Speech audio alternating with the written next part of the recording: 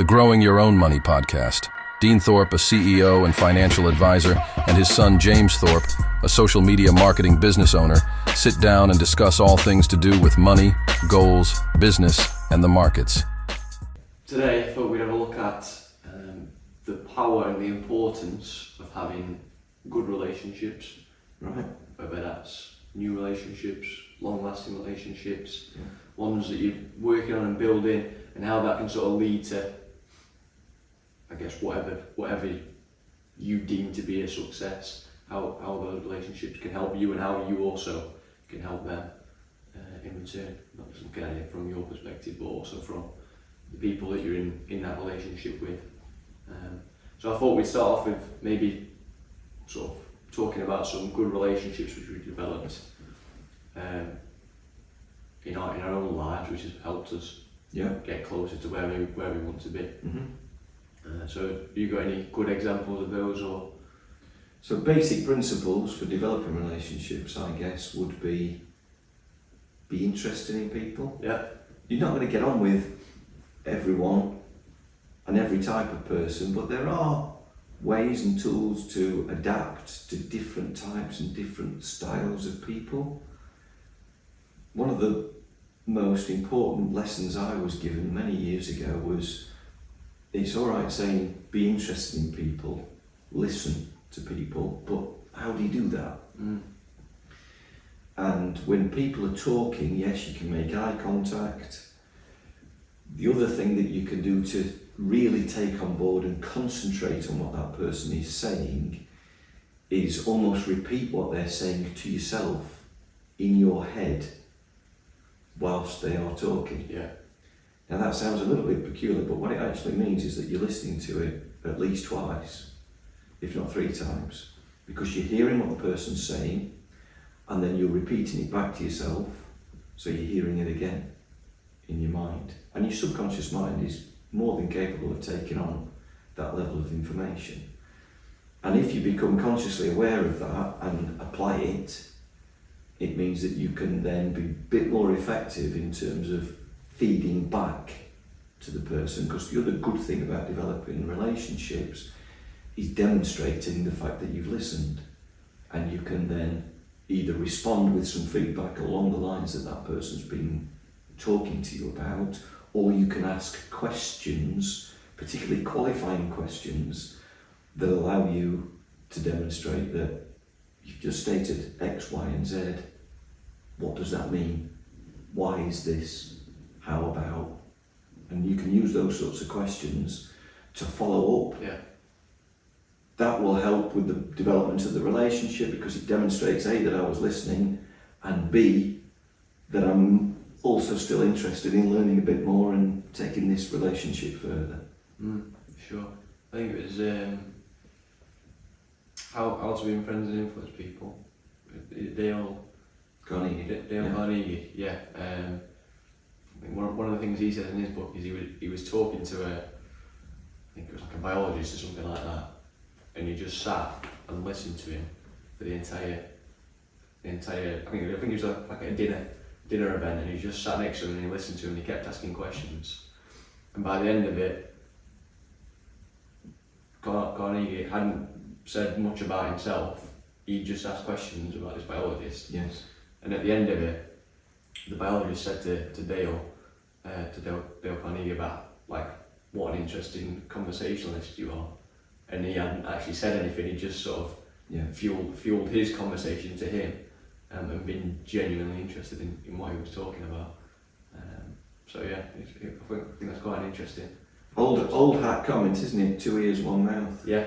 So if you can listen more than you speak, then you will find that you will naturally develop good and positive relationships if you can become a good listener. Definitely. And so, are there any examples or any maybe not specific examples, but like general examples of how this might help you or might have helped somebody generally? Yeah, I was MC at a dinner many years ago, and the main speaker was a famous sports personality. I applied very similar principles to the one that you've just described. Showed genuine interest in what they were doing, how they were doing it, what they've done to get to this point, gave them encouragement ahead of them speaking. When I was doing the emceeing part of it to the group, used a few snippets of the conversation that we'd had, but not betraying any confidences, just applying it, which again demonstrated the listening. Yeah. And that it was one of those prime examples where you just hit off a really good relationship, and on the back of that we developed a strong relationship and actually did a little bit of work together. We did some projects together. So there's no question that applying those sorts of principles can genuinely work. Definitely. Now you've been in business yourself for 2 years coming up now, so what have you used? What successes have you seen? Yeah, I think general client happiness, if that makes sense, and maybe satisfaction is a better word, client satisfaction, between when you have a lot of communication with them, whether it be by phone, by email, compared to when you have a little less, you just send across what they need, they get back to you, yeah, and it's just like a conversation like that. But I find that when I'm able to pick up the phone or get on a Teams call or go and meet them in person and build that relationship, it obviously starts to solidify the relationship even more. But I think eventually you get to a level where you almost become, maybe not irreplaceable, but you get to a stage where they're not like looking for other people. Like they haven't got their eyes on for other people. They think, yeah, we've already got him sorted, Yes. and we've already got that relationship. So what's the point in changing Yeah. that relationship? Yeah. And obviously, I enjoy that side of things because you get to know different people and understand the way they view the world and the way they get on in their businesses. Even just simple things like what they get up to the weekend. Correct. I mean, it's like a proper cliche thing, but again, it shows that interest in Yes. in what people are doing. Yeah.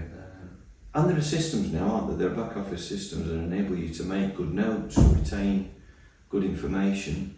So again, if you were listening, you write up those notes, you make records of things like birthdays, anniversaries, significant milestones for people's journeys, and you reflect back on those. So if in a conversation or a catch up with a client I have, they may talk about a family wedding that's coming up, I definitely make a note to revisit that at a later date. Yeah, Because it's an important part of maintaining the relationship, not just developing definitely. it. I heard a tip from somebody. It was at a conference I was doing some work at, and he said, all my, your phone contacts. He said he put in the name of the person, and underneath he put the name of his wife, Right. or husband, Yes. and children, Yes.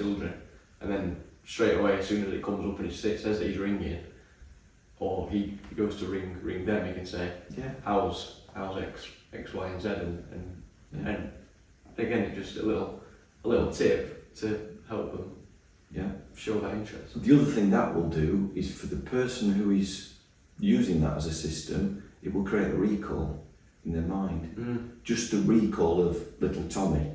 Yeah. You recall the conversation that you had with that person.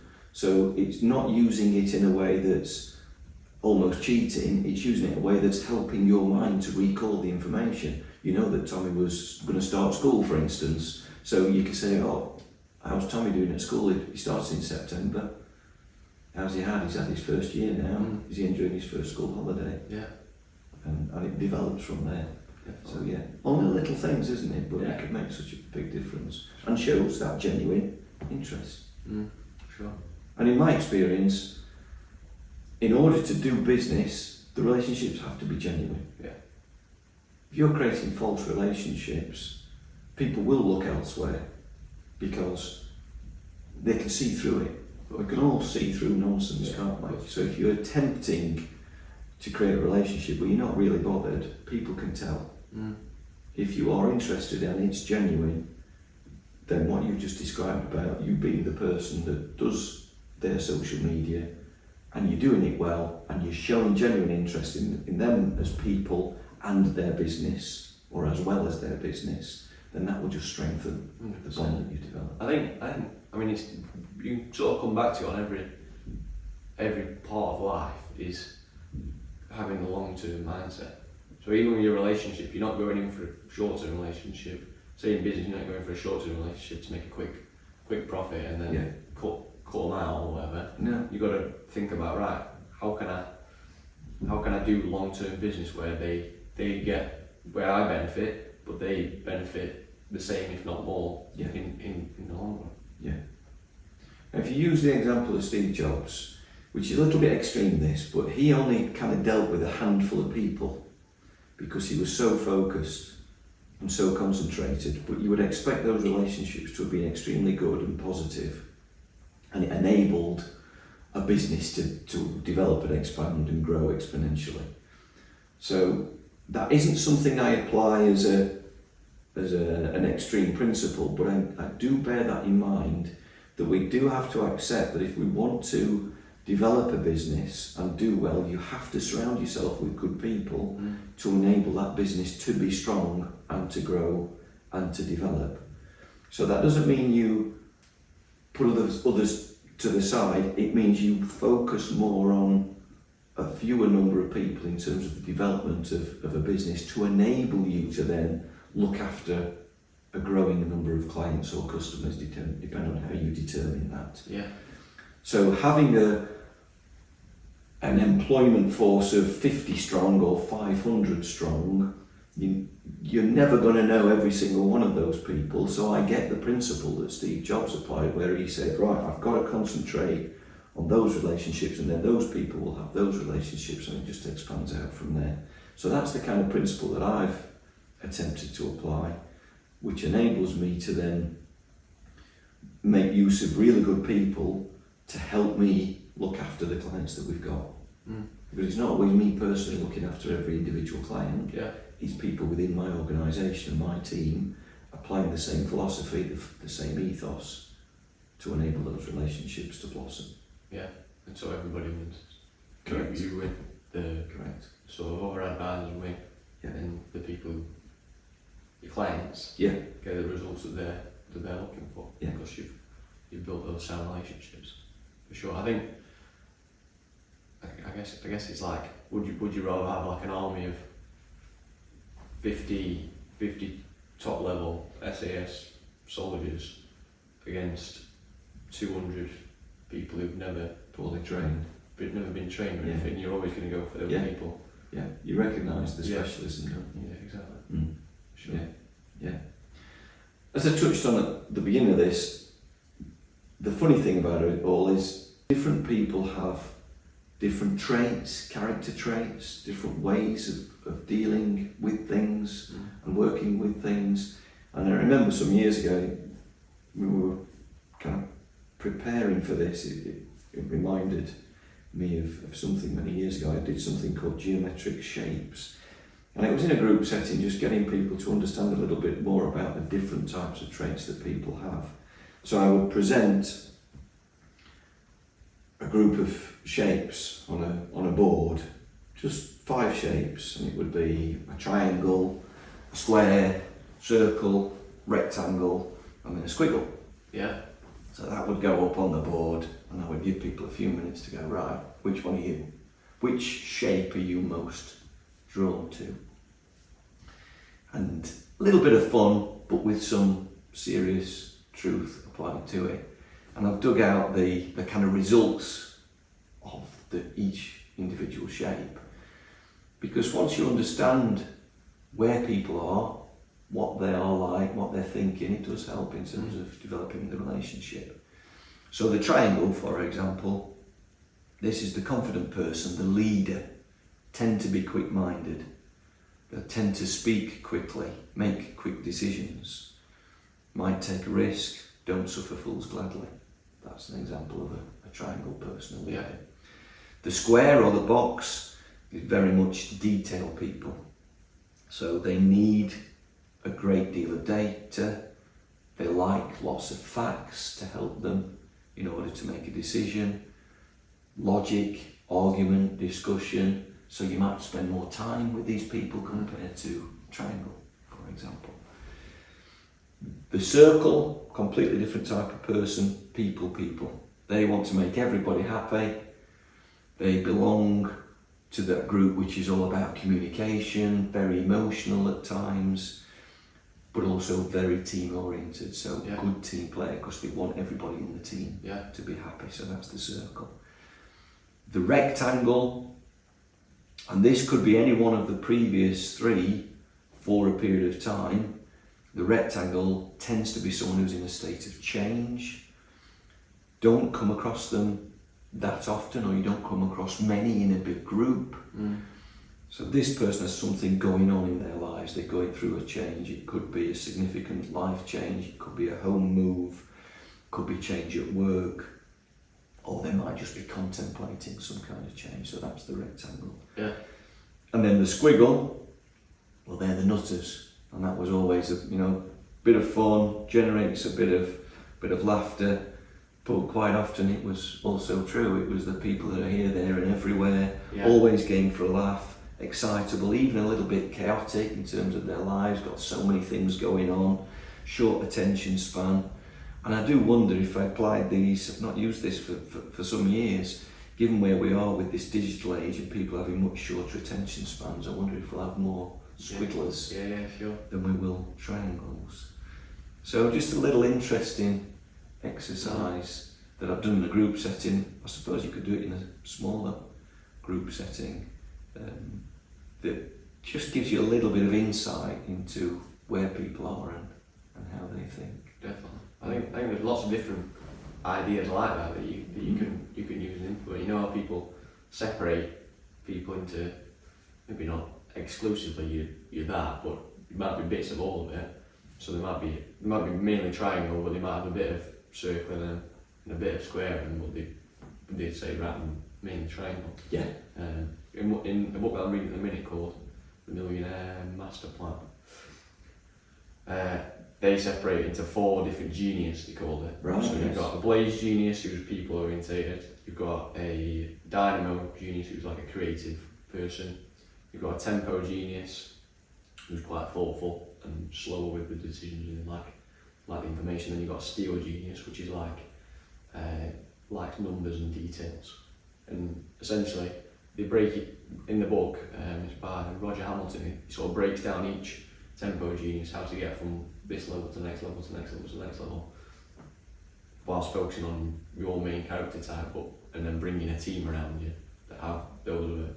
So it sort of creates a complete thing. But you won't be able to do that without having the ability to build relationships. You won't be able to make a team or even work effectively in a team if you're not running the team. If you're working as part of a team, you need to have those relationship building and developing skills in order to make it work.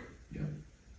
Strip all of this back and you're left with 3 core principles: visual people, kinesthetic people, auditory people. Those are the main 3 character traits. Yeah. So your visual person, if that's their dominance, always clean cut, very smart, go in their car, it'll be pristine, crystal clean, and they want to get things done. Yeah.